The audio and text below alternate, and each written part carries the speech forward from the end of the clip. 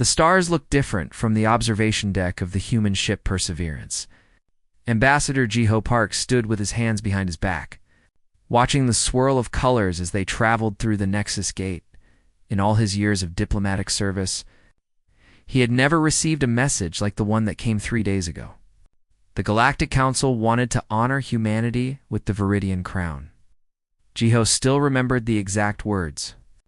After 200 years of observation and interaction, the Galactic Council recognizes humanity as worthy of the highest honor known to galactic civilization. The message had been signed by High Chancellor Orvin Kell himself, the crystalline being who had led the Council for over 1,000 years. Behind him, the door opened with a soft hiss. Captain Mina Choi entered, her uniform pressed and perfect as always. She had been piloting ships for 20 years, but even she seemed nervous about this journey. "We'll arrive at Throne World in 4 hours," she said. "The crew is preparing for the ceremony." Jiho nodded slowly. "Have you ever heard of anyone receiving the Viridian Crown before?" Mina thought for a moment. "Once, I think. In the history files, some species called the Targon maybe 8,000 years ago?" "Twice," Jiho corrected. "The Targon Empire and the ECE's Collective. Both received it. Both are barely remembered now." He turned to face her. "Doesn't that strike you as odd?" Before Mina could answer, the communication panel chimed. A voice called out, "Ambassador Park, the delegation is assembled in the conference room." The conference room was filled with Earth's finest representatives. Doyon Kim sat at the far end of the table, his military uniform decorated with medals from the border wars. Next to him was Hannah Lee, the xenobiologist who had made first contact with 6 different species. Taeyang Song, the engineer responsible for humanity's latest ship designs, was reviewing data on his tablet. "Let's get to it," Jiho said, taking his seat. "We're about to receive the greatest honor in the galaxy. What do we know about it?" Taeyang pulled up a holographic display. "The Viridian Crown is made from crystallized starlight, or so the legends say. It's only been awarded 3 times in the Council's 10,000-year history. The first time was to the Council founders themselves, as a symbol of unity. And the other 2 times?" Jiho asked. Hannah leaned forward. "The Targon Empire received it 8,000 years ago. They were a powerful military civilization, expanding rapidly across their sector. After receiving the crown, they became peaceful members of the Council. Too peaceful," Doyon added, his voice gruff. "I read the military archives. The Targon used to control 40 systems. Now they have 3 mining colonies and no fleet to speak of." Jiho felt a chill run down his spine. "And the ES Collective?" "Similar story," Hannah said. "They were brilliant scientists, innovators in quantum technology. They received the crown 3,000 years ago. Within 5 centuries, their research programs were integrated into council oversight committees. They still exist, but barely. Most of their population works in automated factories on the galactic rim." The room fell silent. Taeyang broke it first. "Maybe it's just coincidence. Maybe those civilizations chose peace on their own." "Maybe," Jiho said, but he didn't believe it. The Perseverance emerged from the Nexus Gate into normal space, and Throne World filled the view screen. It was beautiful in a way that made Jiho's chest ache. A planet covered in crystalline structures that caught and reflected the light of 3 suns, creating rainbows that danced across the atmosphere. Cities built by 100 different species, each adding their own architecture to the mix as they descended. Jiho could see the luminous spire rising from the planet's equator. It was the tallest structure in known space, a tower that reached into the upper atmosphere. At its peak was the Grand Assembly, where the Council made decisions that affected trillions of lives. The landing was smooth. The moment the airlock opened, they were greeted by a procession of alien dignitaries. Jiho recognized some of them from diplomatic functions. There was Ambassador Keth, of the Cathrel, a bird-like species with iridescent feathers. Next to him stood Representative Rin, a being made of living silicon that glowed softly in the dim light. "Welcome, humans," Keth said, his translator device converting his chirps into standard language. "This is a momentous day for all of us." They were escorted through corridors of light and sound. Passing gardens where plants from 1,000 worlds grew together, past fountains that defied gravity. Through galleries displaying art that made human paintings look like cave drawings. Everything was designed to inspire awe, and it worked. The grand assembly was even more impressive. The chamber was vast enough to hold 10,000 beings, and it seemed like every seat was filled. Representatives from every council species had come to witness the ceremony. The walls were transparent, showing the stars beyond, making it feel like they were floating in space itself. High Chancellor Orvin Kell stood at the center of it all. He was massive, easily 3 meters tall, his crystalline body refracting light into patterns that hurt to look at directly. When he spoke, his voice resonated through the chamber without need for translation. Today, we honor humanity. A young species, but one that has shown remarkable qualities. In 2 centuries, they have brought peace to troubled regions, shared their technology freely, and proven themselves worthy of standing among the great civilizations. Jiho walked forward as tradition demanded. The Viridian crown rested on a pedestal of pure energy. Up close, he could see it was indeed beautiful.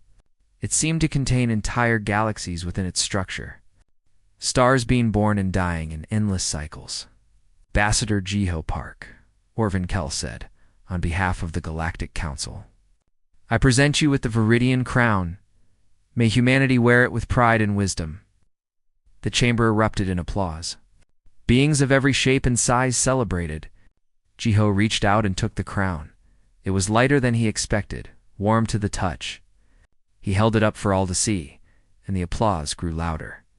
But as he looked out at the assembled aliens, Jiho noticed something that made his diplomatic smile falter. In their eyes, he didn't see admiration or respect. He saw relief. He saw satisfaction.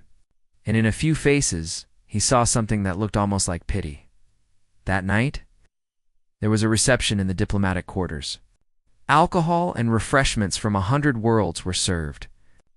Music played that mixed human melodies with alien harmonies. Everyone congratulated the human delegation. Everyone smiled and celebrated, but Jiho couldn't shake the feeling that something was wrong. He watched as council members spoke in hushed tones when they thought no one was listening. He noticed how certain species avoided discussing the crown's history. He saw the way some aliens looked at him like he was a prisoner who didn't know he was in a cage. Later, alone in his quarters, Jiho stared at the Viridian crown where it sat on his desk. It was beautiful. It was prestigious. It was the highest honor in the galaxy, so why did it feel like a trap? The Galactic Council honored humanity. Their response shocked the galaxy. The celebrations continued for 3 days. But Jiho Park barely slept through any of them. On the 4th morning, he called an emergency meeting in the secure room aboard the Perseverance. The room was shielded against all known forms of surveillance, both technological and biological. When his team arrived, they found him surrounded by data screens and looking like he hadn't closed his eyes in days. Something is very wrong with this honor, Jiho said without preamble. I need all of you to help me figure out what. Hannah Lee sat down and pulled out her own tablet. I thought I was the only one who felt that way. I've been analyzing communication patterns among the council delegates. The things they say in public versus what they say when they think no one is listening, and Mina asked. You're scared of us, Hannah said simply. Not scared like we're going to attack them. Scared like we're a problem that just got solved? Duyan Kim activated the holographic display in the center of the table. I had the same feeling, so I contacted military intelligence back on Earth. They sent me files that were classified until yesterday. Apparently someone high up decided we needed to know. He brought up star charts showing human space in the surrounding sectors. Look at these fleet movements. The display showed 3 different alien fleets, all positioned near human territory. The Kelthan Dominion had moved their 3rd and 5th fleets to the border. The Vrin Confederacy had established new military stations along the trade routes. Even the peaceful Delphi had increased their patrol presence. When did these movements start? Jiho asked. 18 months ago, Doyen said. Right after humanity colonized our 40th system. Right after our population census showed we'd reached 200 billion. Right after we published those breakthrough papers on faster-than-light communication, Taiyang looked up from his tablet, his face pale. I have something too. I've been digging through the technical databases we received as part of the Council's technology sharing initiative, the one that's supposed to help us integrate with galactic civilization. What about it? Jiho asked. It's all old technology, Taiyang said. Really old. Some of it is thousands of years outdated. They're not sharing their best innovations with us. They're giving us the equivalent of teaching someone to use a steam engine when fusion reactors exist. Mina stood and began pacing. Let me see if I understand this. We're growing too fast, so Council species are positioning military assets near our space. They're not sharing their real technology with us. And then they give us the galaxy's highest honor. She stopped and looked at Jiho. This doesn't sound like an honor. It sounds like containment. Jiho nodded slowly. Hannah, you said you've been analyzing their communications. What exactly are they saying? Hannah's fingers flew across her tablet. I've been using xenolinguistic analysis programs to decrypt private channels. It's not technically legal, but I figured we needed to know. Here, listen to this. She played an audio file. The words were in the Cathrel language, but the translator converted them. The humans have finally accepted their place. With the crown comes responsibility, and with responsibility comes control. Another voice, this one belonging to a Vryn representative. The expansion treaties will limit them to their current territory. The technology councils will ensure they can't develop anything dangerous. The crown worked exactly as intended. A third voice, deep and resonant, spoke in a language the translator struggled with. Within 2 generations, they will be another client state. Within 10, they will forget they were ever independent. The crown has never failed. The room fell silent. Jiho felt anger building in his chest, hot and sharp. They gave us a leash made of gold and honor. It's more than that, Hannah continued. I went deeper into the historical archives. Remember the Targon Empire and the ECE's collective? I found the actual treaties they signed when they accepted the crown. She pulled up dense documents filled with legal language. Look at Section 7 of the Targon Agreement. The honored species agrees to submit all military expansion plans to Council review and approval. Section 12 of the ECE Agreement, Taiyang added, reading from his own screen. All technological developments of potential strategic value shall be shared with the Council Technology Directorate for evaluation and integration into galactic knowledge base. Doyen's jaw clenched. They weren't honored. They were neutralized.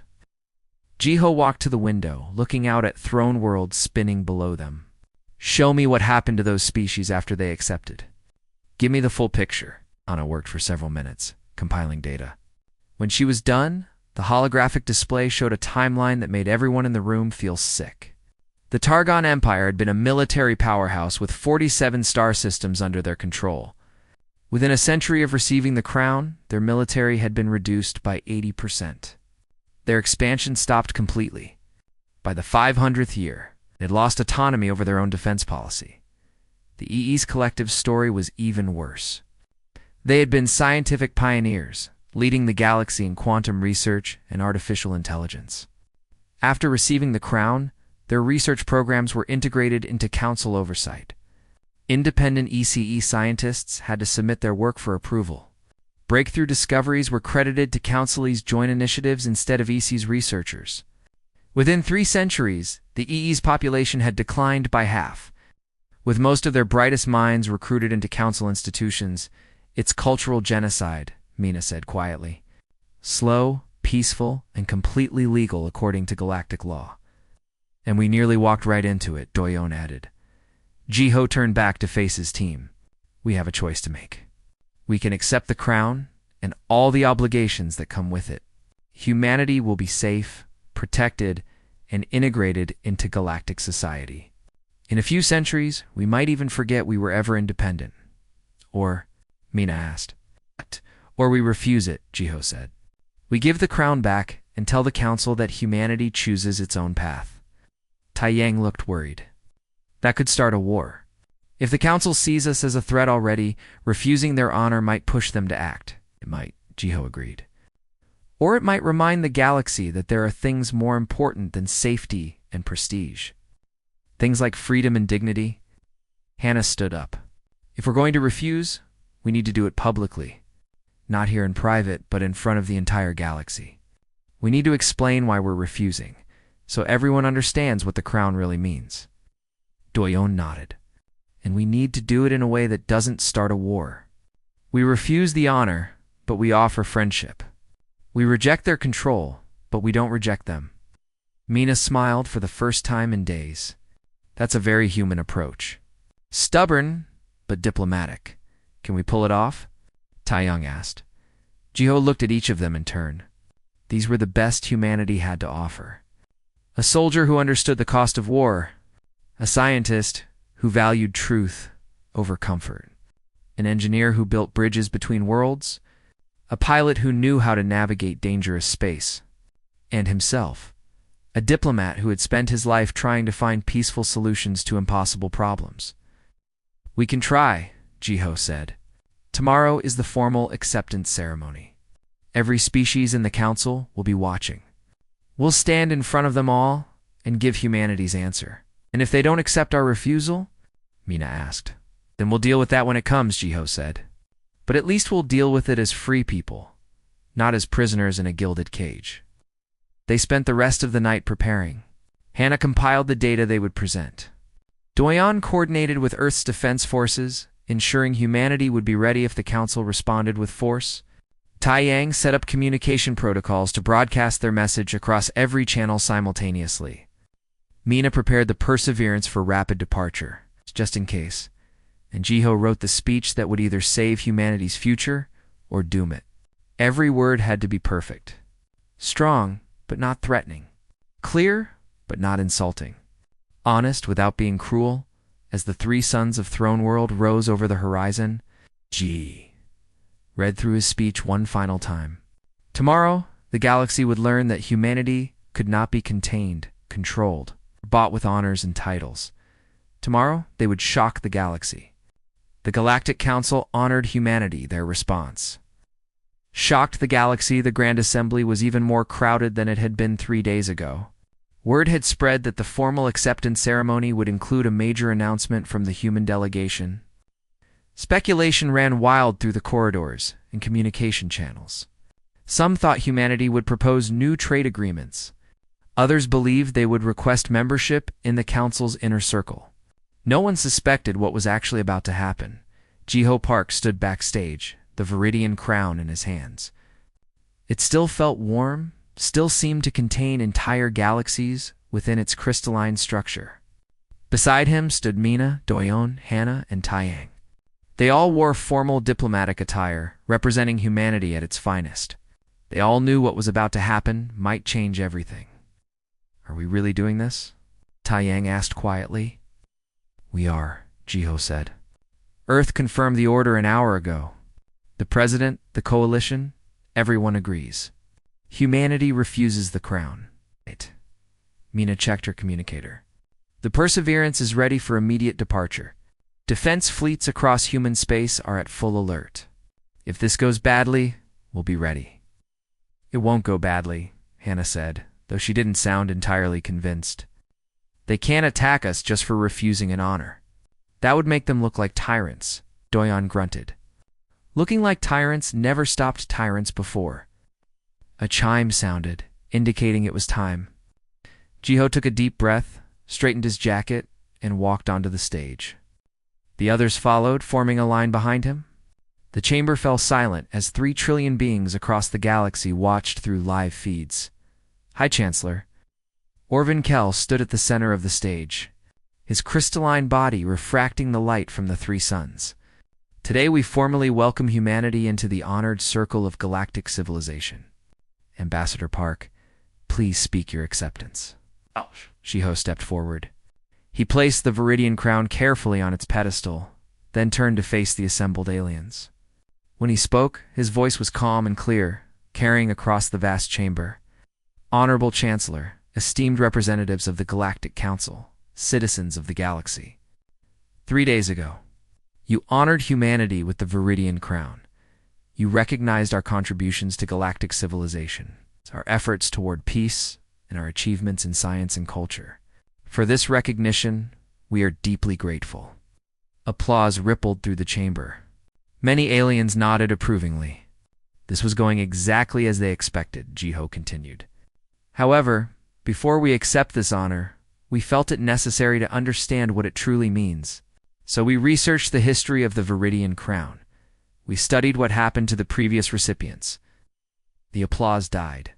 Confusion spread through the audience. Orvinkel's crystalline body flickered.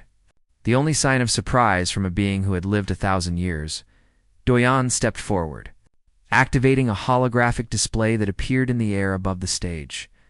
The Targan Empire received the crown 8,000 years ago. At that time, they controlled 47 star systems and had a military that rivaled any in the galaxy. The display showed graphs and charts, all drawn from publicly available council archives. Within 100 years of accepting the crown, their military was reduced by 80%. Within 500 years, they had lost control of their own defense policy. Today, the Targon exists in 3 mining colonies, their great empire reduced to a footnote in history. Murmurs of shock spread through the assembly. Many had never looked at the data this way. Others shifted uncomfortably, knowing exactly where this was going. Hannah stepped forward next. The East Collective received the crown 3,000 years ago. They were pioneers in quantum science and artificial intelligence. More data appeared, showing research output, population numbers, and cultural achievements. After accepting the crown, all YS's research programs were integrated into council oversight. Independent work required approval. Breakthroughs were attributed to joint initiatives. Within 3 centuries, ECE's population had declined by half, their brightest minds absorbed into council institutions. Today, few remember that the ECEs were once leaders in scientific innovation. The chamber erupted in noise. Aliens argued with each other in a dozen languages. Some shouted in anger, others in agreement. Several council representatives tried to speak, but the crowd was too loud. Jiho raised his hand, and somehow the chamber fell silent again. The authority in his gesture surprised even him. We noticed a pattern. Species that receive the Viridian crown accept treaties that limit their expansion, share their technology, and submit to council oversight. Within generations, they cease to exist as independent civilizations. They become absorbed into the council bureaucracy, losing their culture, their innovation, and their freedom. Orvinkel finally spoke, his voice resonating with power. The honored species chose integration willingly. The council forced nothing upon them. That's true, Jiho agreed. The crown is not a weapon. It's an invitation. An invitation to give up independence in exchange for security and prestige. The Targon and the ECEs accepted that invitation. They made their choice, and we respect that choice. He paused, letting the words sink in. Then he picked up the Viridian crown from its pedestal. But humanity makes a different choice. Taiyang activated the emergency broadcast protocol. Every communication channel in the galaxy suddenly carried the same feed. Every human colony, every diplomatic outpost, every ship in space received the signal. This message would reach 3 trillion beings simultaneously. There would be no way to suppress it or control the narrative. Jiho held the crown high for all to see. Honorable Chancellor, esteemed representatives, we thank the Galactic Council for this recognition. We are honored that you see value in what humanity has achieved. But we must respectfully decline the Viridian crown. The chamber exploded. Aliens leaped to their feet, some in outrage, others in shock. Security officers moved toward the stage, unsure what was happening. Orvinkel's crystalline body flared bright, then dim, cycling through emotions faster than Jiho had ever seen. But Jiho kept speaking, his voice cutting through the chaos. We decline because we choose to walk our own path. We choose to make our own mistakes and celebrate our own victories. We choose to grow at our own pace and develop our own solutions. We choose freedom over security, dignity over prestige. Mina activated another protocol. Data began flooding every public network in the galaxy, showing the treaties that Targon and EC had signed. showing the slow decline of their civilizations, showing the military buildups near human space. The information was all public record, but no one had ever compiled it like this before. No one had ever connected the dots. Jiho walked toward High Chancellor Orvin Kell, the crown still in his hands. We understand that the Council may see our growth as threatening. We understand that our expansion makes some species nervous. But the solution is not to contain us or control us. The solution is to trust us. Judge us by our deeds, not by the chains we're willing to wear. He reached Orvin Kell and gently placed the Viridian crown in the Chancellor's crystalline hands. We will remain friends to all who wish friendship. We will trade with all who wish to trade. We will defend those who need defending and share our knowledge with those who seek it. But we will do these things as a free people on our own terms. Orvin Kell stared at the crown in his hands. For 1,000 years, he had led the council. For 1,000 years, species had accepted every honor, every treaty, every gentle suggestion toward integration. No one had ever said no. Not like this. Not so publicly, so completely, so respectfully devastating. Humanity, Orvin Kell said slowly, his voice carrying across the silent chamber, has rejected the highest honor in galactic civilization. This is unprecedented. This is disturbing. Respect, Jiho said. What's disturbing is that no one has ever said no before. What's disturbing is that freedom has become so rare in this galaxy that choosing it is considered shocking. He turned to address the entire assembly. To every species watching this broadcast, I want you to understand something. The Viridian crown is beautiful. The Council's protection is valuable. Security and stability are important, but they're not worth your sovereignty. Nothing is worth that. Doyon, Mina, Hannah, and Tai Yang joined Jiho at the center of the stage. The 5 humans stood together, facing 3 trillion beings across the galaxy. Humanity thanks the Galactic Council for 2 centuries of peaceful coexistence, Jiho said. We hope for 2,000 more. But we will face that future as free people, masters of our own destiny. We hope you understand. If you don't, we hope you'll come to understand in time. With that, the human delegation walked off the stage. They walked through the stunned crowd of aliens, past the security officers who had no orders to stop them. Through the corridors of the luminous spire, no one tried to stop them. No one seemed to know what to do when they reached the Perseverance. Mina took the pilot seat and lifted off immediately. As they climbed through Throne World's atmosphere, Jiho looked back at the planet of crystalline cities and rainbow lights. Do you think we did the right thing? Taeyang asked. Jiho thought about all the species that had accepted the crown. He thought about the Targon Empire that once ruled the stars. He thought about the ECE's collective's brilliant scientists. He thought about how they had all faded into history, their independence traded for comfort. Yes, Jiho said. We did the only thing we could do and still call ourselves free.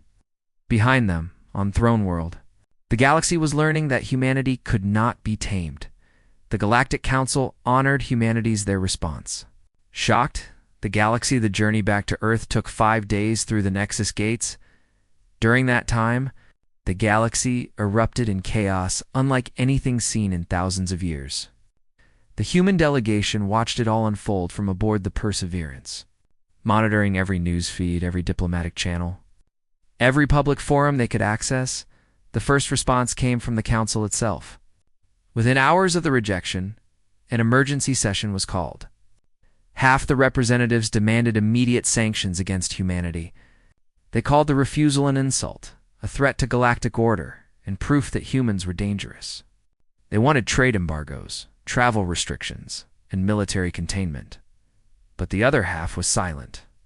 They watched the data that humanity had broadcast, the information about the Targon and the EC. They couldn't deny the facts because everything had come from their own archives. Some looked ashamed. Others looked thoughtful. A few looked angry, but not at humanity. Doyen monitored military communications constantly. The Kelthan Dominion has moved to more fleets to our border. They're not attacking, but they're making a statement. The Vrin Confederacy recalled their ambassador from Earth. Several smaller species have closed their embassies. Are we looking at war? Mina asked from the pilot's seat. Maybe, Doyon said. Earth's defense forces are at maximum alert. Our colonies are preparing for possible conflict. But here's the strange thing. The Council hasn't issued any military orders. They're debating, arguing, but not organizing an attack. Hannah was focused on her own screens, her eyes wide. That's because something else is happening. Something the Council didn't expect. She pulled up communication logs from across the galaxy. Look at these messages. Private communications were flooding into the Perseverance's secure channels. Messages from species the humans had barely heard of, from colonies on the edge of Council space, from individual aliens rather than official governments. Hannah played some of them. A message from a young Cathrel military officer. You said no to the Council. We've wanted to say no for 300 years, but we were afraid. Thank you for showing us it's possible. Message from a Vrin scientist. My research was rejected by the Technology Council 5 times because it didn't fit their approved development path. Your broadcast made me realize I've been living in a cage. I want out. A message from a species called the Delorn, who humans had never even met. We received the Viridian crown 200 years ago. We thought it was an honor. After watching your broadcast, we looked at our own history. We've lost so much. We want to talk about renegotiation. Hundreds of messages. Then thousands. Then millions. From every corner of the galaxy, people were questioning the system they'd lived under for millennia. The human rejection had cracked something fundamental in galactic society. Taiyang was monitoring the public networks. It's not just private messages. Look at what's happening on the Council's public forums. He displayed news feeds from across the galaxy. On the Kethril homeworld, protests had erupted demanding reform. Thousands of bird-like aliens filled the streets, their iridescent feathers creating waves of color. They chanted for independence, the right to make their own military decisions without Council approval. The Vrin Confederacy was facing internal pressure from their scientific community. Researchers were publishing open letters demanding the end of the Technology Council's oversight. They wanted to pursue their own projects without waiting for approval that might never come. Even the peaceful Delphi, aquatic species known for their calm demeanor, were making waves. Their planetary government had formally requested renegotiation of their integration treaties. They wanted more autonomy, more control over their own development. Jiho watched it all with a mixture of hope and worry. We didn't just refuse the crown. We reminded the galaxy that refusal is possible. Is that good or bad? Mina asked. Both, Jiho said. Good for freedom. Bad for stability. The Council built their entire system on the assumption that advanced species would always choose order over chaos. We just proved that assumption wrong. On the 6th day, they received a priority message from Earth. President Boranam appeared on the screen. Her face tired but determined. Ambassador Park, the situation here is tense but manageable. We've had 3 attempts at cyber attacks on our defense networks, all traced back to Council-aligned groups. We've also had 17 species formally request diplomatic meetings with us outside of Council channels. What's the government's position? Jiho asked. We stand by your decision, Bora said firmly. The people of Earth are united on this. We'd rather face uncertainty as free people than accept comfortable slavery. But we need to prepare for the consequences. I'm announcing the Horizon Initiative today. Massive expansion of our defense capabilities, acceleration of colony development, and open invitations to any species that wants to ally with us outside the Council structure. That's going to make the Council even more nervous, Doyon observed. Let them be nervous, Boris said. For too long we've been trying to fit into their system, playing by their rules, hoping they'd accept us. Now we know that acceptance comes at too high a price. We'll build our own path. She leaned forward, looking directly at Jiho. Come home, Ambassador. We have work to do. The Perseverance arrived at Earth 8 days after the rejection. As they approached their home planet, Jiho felt emotion welling up in his chest. The blue and green world below represented 200 billion humans who were now committed to a dangerous path. A path of independence and uncertainty. but also of dignity and freedom. The landing was unlike any diplomatic return Jiho had experienced. Normally, there would be a small ceremony, some official greetings, and then back to work. Instead, millions of people lined the streets of the capital. They weren't celebrating a victory. They were showing solidarity with a decision that might lead to hardship or war at the government complex. Jiho and his team met with the Planetary Council. Representatives from every major nation were present, along with delegates from the 40 human colonies spread across space. The situation is evolving rapidly, President Bora began. In the 2 weeks since your rejection, 17 species have formally requested to meet with us outside Council channels. 12 have withdrawn their military tributes to the Council Defense Fund. 5 have begun renegotiating their integration treaties. The Council is fracturing, a military representative said. Not breaking apart, but definitely fragmenting. Species that were content with the system are now questioning it. The Council leadership is paralyzed. They don't know how to respond to mass dissent. Hannah pulled up her analysis. The Council's structure was built for stability, not adaptability. They haven't faced a real challenge in thousands of years. Now they're facing hundreds of challenges simultaneously, and they don't have the flexibility to address them all. A colonial delegate spoke up. What about the species that are angry with us? The ones who benefited from the old system? That's the real danger, Doyan said. The Kelthan Dominion and their allies have invested heavily in the Council structure. They have power, prestige, and economic advantages from the current system. They're not going to give that up easily. Are we looking at war? Someone asked. Possibly, Doyan admitted. The Kelthan have mobilized significant forces near our space. They're calling our rejection an act of rebellion against galactic order. Some council members are supporting them. President Bora stood. Then we prepare for war while hoping for peace. The Horizon Initiative is now our top priority. Every colony needs upgraded defenses. Every ship needs to be ready. We're also reaching out to species who share our values. If war comes, we won't face it alone. Over the following months, the galaxy transformed. Humanity became the center of what media across space called the Great Questioning. Species that had never challenged Council authority were suddenly demanding reforms. The Viridian crown, once the symbol of ultimate honor, became a symbol of something else entirely. A golden cage that species were no longer willing to enter. Jiho found himself at the center of it all. He met with representatives from dozens of species, all asking the same questions. How did humanity find the courage to refuse? What gave them the strength to stand alone? How can we follow their example? His answer was always the same. We're not special. We're not braver than you. We just remembered something that many of you forgot. Freedom is not given by those in power. It's claimed by those who refuse to surrender it. Every species has the right to determine its own path. You don't need our permission or the Council's blessing. You just need to decide what matters more, comfort or dignity. Those words spread across the galaxy faster than any ship could travel. They were translated into 1,000 languages, shared on every network, discussed in every public forum. The human ambassador who refused the crown became a symbol of resistance against benevolent tyranny. But not everyone saw it that way. The Kelthan Dominion issued a formal statement. Humanity's rejection threatens the stability that has protected the galaxy for 10,000 years. Order must be maintained. Those who disturb the peace must be reminded of the consequences. It was as close to a declaration of war as galactic diplomacy allowed. The question was no longer if conflict would come, but when.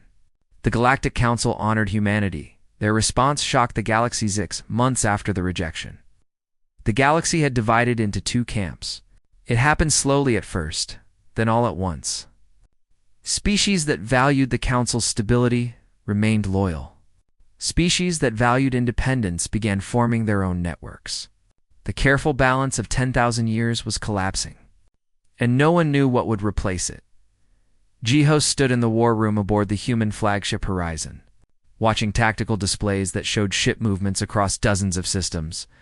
Doyan stood beside him, now wearing the insignia of Supreme Commander of the Terran Defense Coalition. Mina commanded the rapid response fleets. Taiyang's shipyards were working around the clock to build new vessels. The Kelthan Dominion is making its move, Doyan said, pointing to the display. 3 fleet groups moving toward our outer colonies. They haven't crossed into our space yet, but they're making their intentions clear. How long until they arrive? Jiho asked. 72 hours? Maybe less. Wait. Mina's voice came through the communicator. We have 14 battle groups ready to respond. The colonies are evacuating non-essential personnel. But Commander, we're outnumbered 3-1. Before Doyan could respond, another communication came through. Hannah's face appeared on the screen, and she was smiling. You need to see this. She patched through a live feed from the border between Council space and the neutral zones. What Jiho saw made his breath catch. Ships. Hundreds of them, from dozens of different species. Kethril fighters with their distinctive wing designs. Virin cruisers glowing with internal light. Delphi vessels shaped like flowing water. Species Jiho barely recognized, all flying in formation together. What is this? Jiho asked. This, Hannah said, is the Free Worlds Alliance. 17 species have formally joined. 23 more have pledged support. They're all moving to intercept the Kelthan fleet. Communication request came through. Jiho accepted it, and Ambassador Keth appeared on the screen. The bird-like alien looked different than he had at the crown ceremony. More determined. More alive.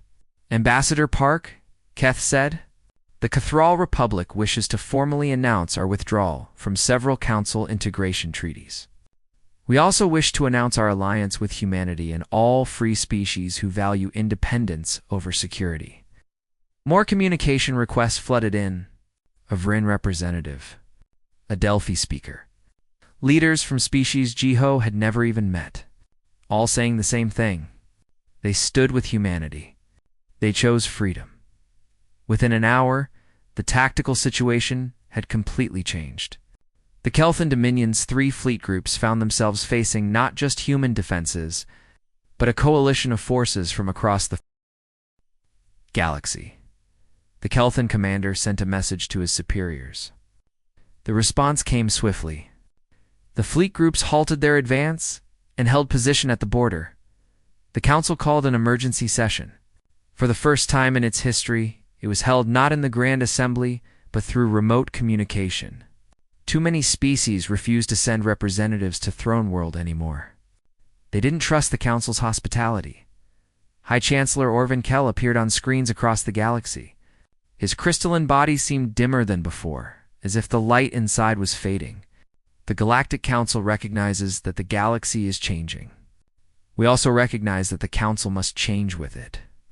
Therefore, we propose formal talks between the Council and what is being called the Free Worlds Alliance. Jiho was chosen to speak for the Alliance. He stood in the same observation deck where he had first learned about the Viridian Crown. But now, he represented something new.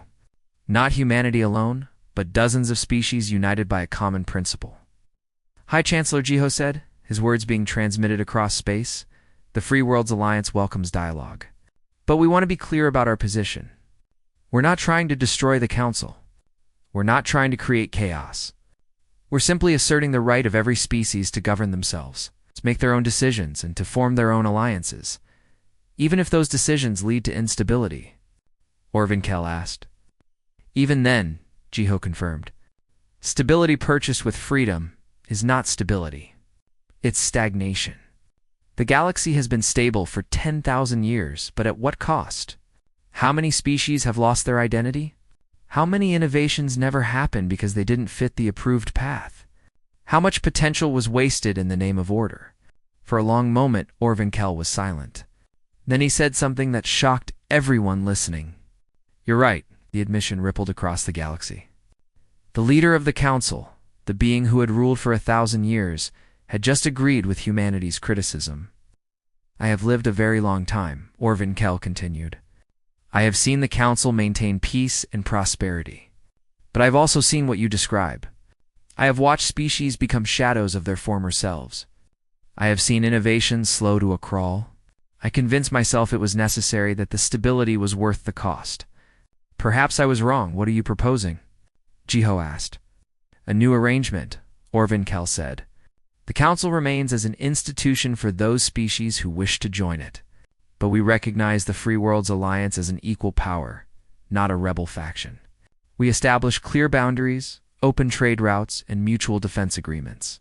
Two systems coexisting, competing perhaps, but not at war. It took 3 months of negotiation to work out the details. Representatives from both the Council and the Alliance met on a neutral station, hammering out agreements that would reshape galactic civilization. Some Council species chose to leave and join the Alliance. Some Alliance species chose to maintain ties with the Council. Most existed somewhere in between, trading with both, allied with neither. The final agreement was called the Dual Galaxy Accord. It formally recognized 2 major power structures in the galaxy, each with its own philosophy. The Council would continue its path of integration and stability for species who wanted that security. The Alliance would pursue independence and innovation for species who valued that freedom. Neither would interfere with the other's internal affairs. Both would work together on issues that affected the entire galaxy. When the agreement was signed, Jiho found himself back on Earth, standing in the same plaza where millions had gathered to support humanity's decision. Now they gathered to celebrate what that decision had created. President Boranam stood beside him. You changed the galaxy, Ambassador. He reminded the galaxy of something it had forgotten. Jiho corrected. The right to say no. The value of independence. The importance of freedom. That night, Jiho met with his original team. Mina Doyon, Henna, and Taiyang gathered in a quiet restaurant, away from the celebrations. They were tired, worn down by months of tension and negotiation, but also satisfied. Do you think it will last? Taiyang asked. The Accord? The Alliance? All of it? Maybe, Jiho said. Maybe not. But that's the point, isn't it? We're not looking for eternal stability anymore. We're accepting that change is natural, that conflict is part of growth, that uncertainty is the price of freedom. Hannah raised her glass. To uncertainty, then, and to the courage to face it, they all raised their glasses and drank. Across the galaxy, monuments were being built. Not to the Viridian crown, but to the rejection of it. On human colonies, crystalline sculptures showed an empty pedestal, representing the honor that was refused. On Kethra worlds, murals depicted humans and aliens standing together against authority. On VN stations, data monuments recorded the exact moment when one species said no and changed everything. High Chancellor Orvin retired 6 months after the accord was signed. He had led the Council for 1,000 years, but he recognized that the galaxy needed new leadership for this new era.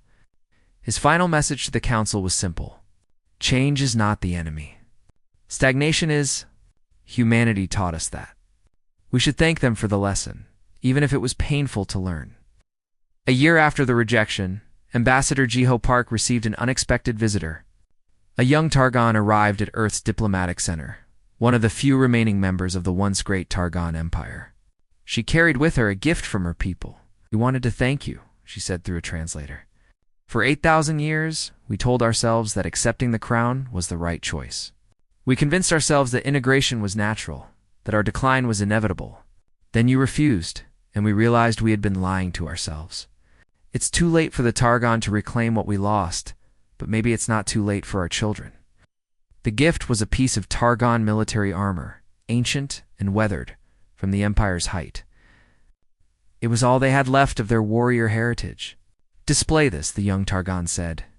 Remember us. Remember what happens when fear makes you surrender your identity? The armor was placed in Earth's diplomatic museum, alongside the data recordings of the rejection speech and messages from across the galaxy. It became the most visited exhibit, a reminder of both the cost of surrender and the value of courage. Captain Mina Choi commanded the new vessel Unbound, a ship designed for exploration and first contact. Her mission was to reach out to species on the edge of known space, offering them a choice. Join the Council, join the Alliance, or forge their own path. What mattered was that they understood they had options. On her first mission, she encountered a species that had been preparing to accept Council integration. After hearing humanity's story, they chose independence instead. Mina sent back a simple message. The rejection continues to echo. The galaxy is still changing. 10 years after refusing the Viridian crown, humanity had become something unexpected. Not the dominant power in the galaxy, not the military might that the Council had feared, but something more important. They had become the reminder that freedom was possible, that courage still existed, that saying no to authority, even benevolent authority, was sometimes the most important thing you could do. The Viridian crown itself was never offered again. It remained in the council vaults, a relic of a different era. Some called it a symbol of galactic unity. Others called it a symbol of gentle oppression. Both were right. Ambassador Jiho Park eventually retired from diplomatic service. He returned to his family farm on Earth, growing vegetables and writing his memoirs. But he never forgot standing on that stage in the Grand Assembly, holding the most prestigious honor in the galaxy, and choosing to give it back. People asked him if he ever regretted the decision. His answer never changed. The crown was beautiful. The honor was real. The prestige would have been incredible. But none of that was worth our freedom. Nothing ever could be. The galaxy learned that lesson from humanity. Some learned it eagerly, embracing the uncertainty of independence. Others learned it reluctantly, forced to accept that the old order was fading. But everyone learned it. The humans had been honored by the Galactic Council. Their response shocked the galaxy. But more importantly, their response freed it. And that was a far greater honor than any crown could ever be.